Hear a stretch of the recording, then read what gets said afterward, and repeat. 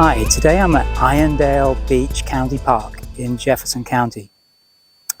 This is a place that was suggested to me in one of the comments I got on a video as a place I should try. I've never fished here before. It's a spectacular place, really is. Irondale itself is the site of the first blast furnace in Washington Territory in the 1880s. And they smelted iron ore that they dug out of the ground in Chimacum Valley, just behind me. And they smelted that into pig iron, and it was going to be the next best thing. And, you know, boom and bust. So this place employed hundreds of men, and, you know, a town grew up around it. And it was only in business for about 9 years before it failed. So looking around it, it's really difficult to believe that there was a huge iron mill here. There's nothing left of it now except just ruins, which are very interesting. And in fact, this is a historic site, so it's all preserved. So we're coming up to low tide, and that's just how it happened for today.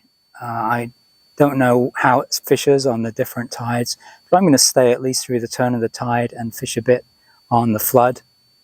I'm really looking forward to it. So I already did a bit of prospecting with a topwater fly just to see if I could see any fish, obviously, around. Didn't get anything. I walked all the way down to the beach, the other end of the beach, down to Chimacum Creek, which I'll show a picture of. And you know, with the low tide, it's all just kind of featureless mud. So I've come back down to the south end of the beach where there is a bit more structure. So this is looking down towards the south end of the beach, the area I'm fishing. And you can see there's some really nice, safe moorage stretching down towards the south. And just down here, around that corner, that's where I was fishing in the earlier video, the so-called government cut, which connects this bay, which is Port Townsend Bay, to Oak Bay. So these are some of the flies I've brought with me. I've got the Borden Special, which I've been fishing recently. Got the old faithful Delia squids. I've got some rolled muddlers here, some squimp. These ones are chum babies. And I got some spiders here. And on the other side, it's mostly bait fish patterns today I'm using. So I've got a whole bunch of chartreuse and white clouser minnows. I've got some sand lance fish things here. Some Keto Rose up in the corner. Got some marmot squid. I probably won't be using those. And these are Nick Clayton's Silver Surfers. A really great fly. You should check that out. He's got a time video on YouTube. So that's the Silver Surfer. So at the moment, what I'm fishing is the chartreuse and white clouser minnow.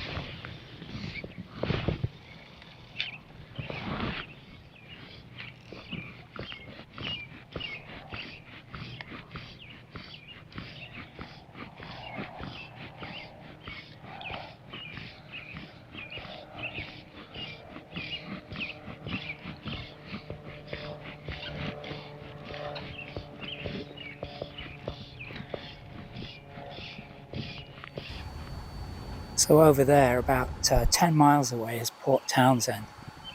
And even though it's quite a way away, I can smell in the air characteristic odor of the Port Townsend Paper Company. It's an ever-present friend around here, that smell.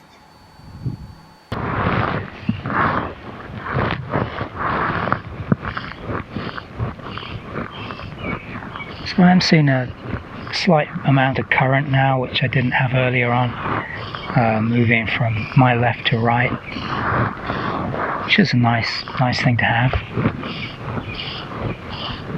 But it is flat calm, and so I'm sticking with the streamers today.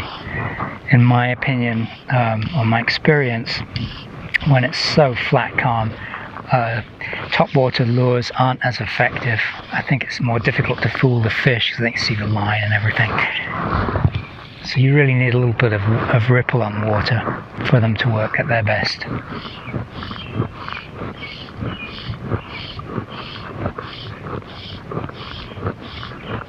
Directly across the bay from me is Indian Island, and that is home to the Indian Island Naval Magazine, which I think is the largest munitions depot, at least on the west coast. And that structure you can see there, I guess, is where they load those munitions onto boats. So there are no civilians that live on Indian Island. It's entirely off limits to the public. You can see there's a big building in there. It's kind of an interesting place. I keep hearing announcements being broadcast, and it must be really loud because I'm hearing them loud as day right across the water.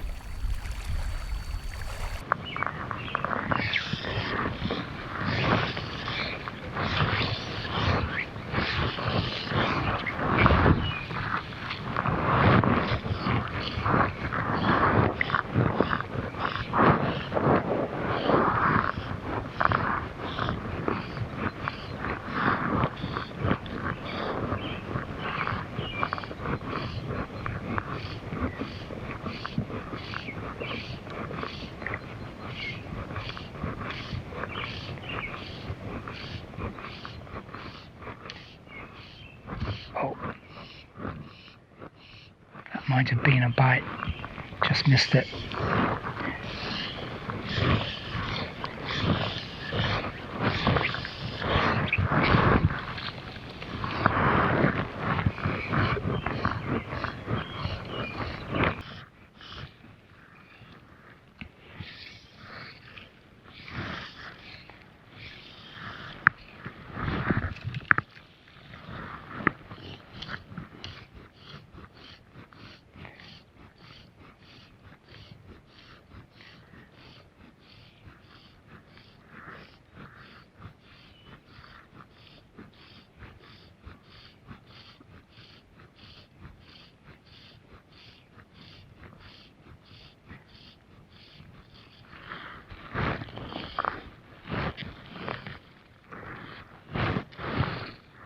All right, fish on.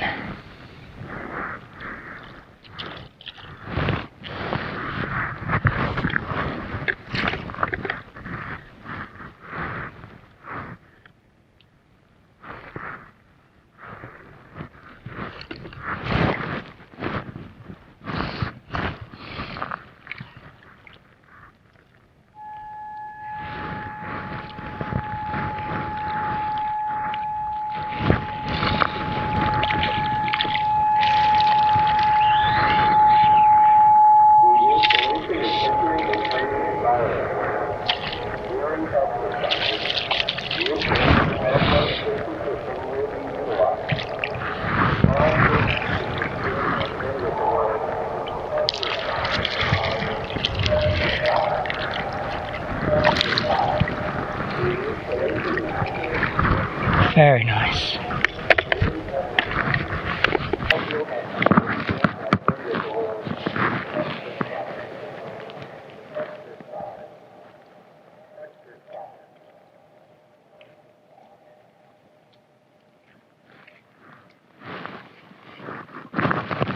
get a length on that.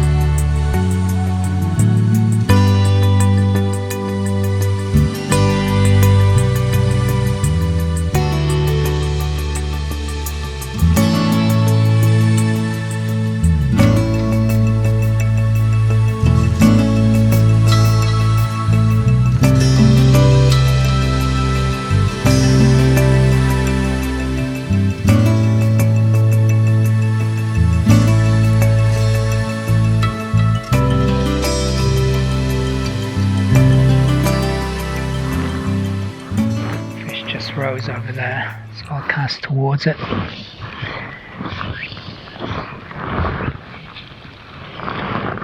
That's right over where it was.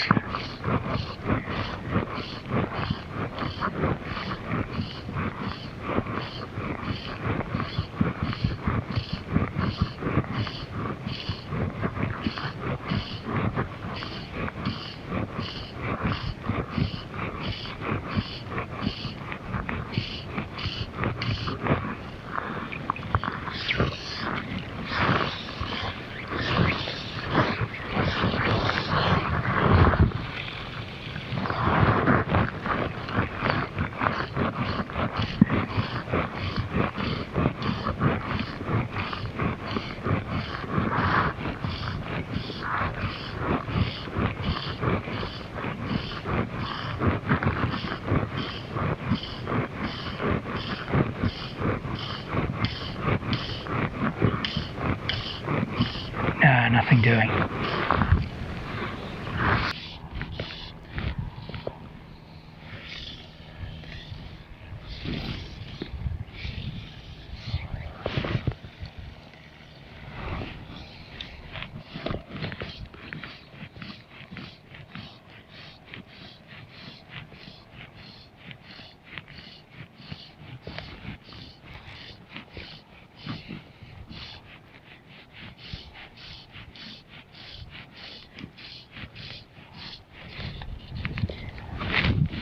Right, there's one.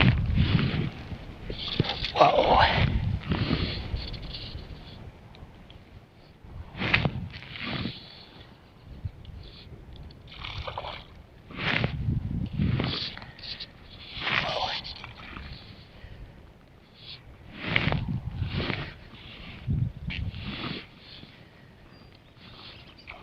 This feels like a better fish.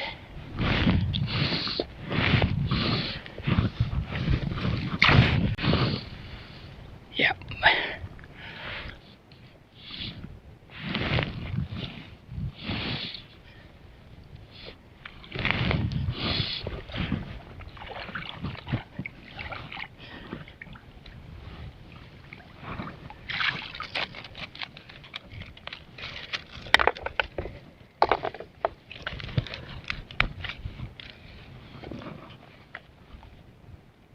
That's just beautiful.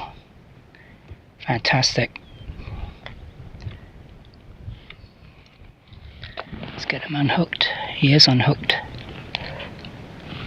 Get a quick land.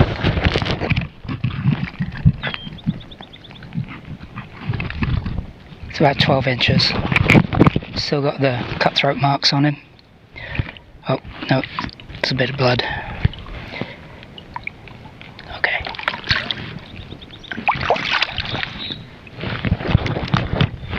A few sea lice.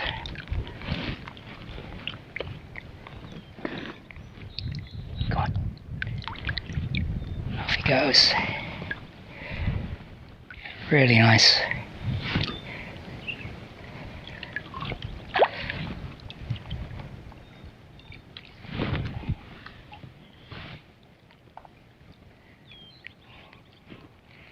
On the small green or chartreuse and white clouser.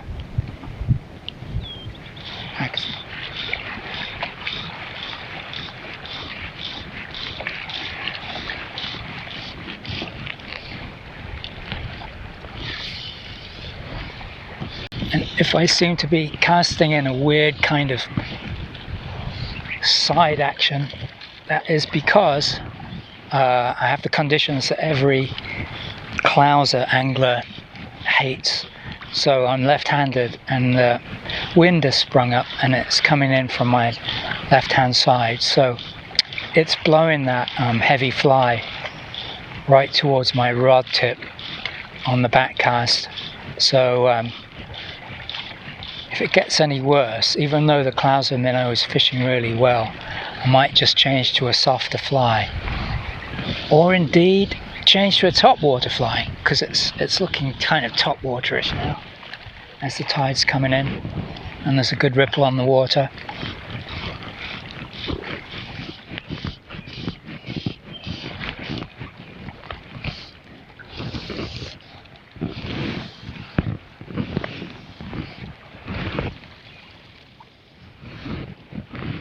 So before I pack in and go home, I just want to see if there are any fish that might be up for taking a surface fly. So I've changed rods to a floating line, and I've put on my tiger squid.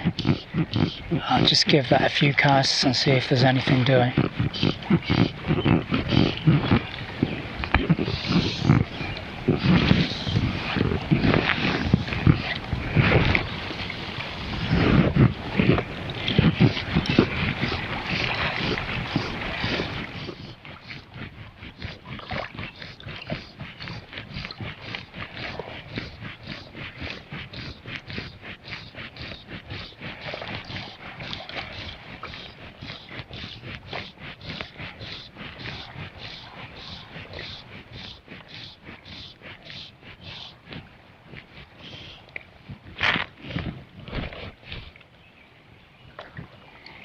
Well, it's really hot and bright now, just a beautiful day, but not for fishing any longer.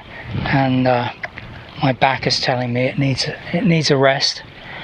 So I finished with just those 2 fish, but that's more than enough for me. I'll take that any day, particularly fishing on just such a stunning location. So until next time, thanks for watching the video, tight lines, and I'll see you again.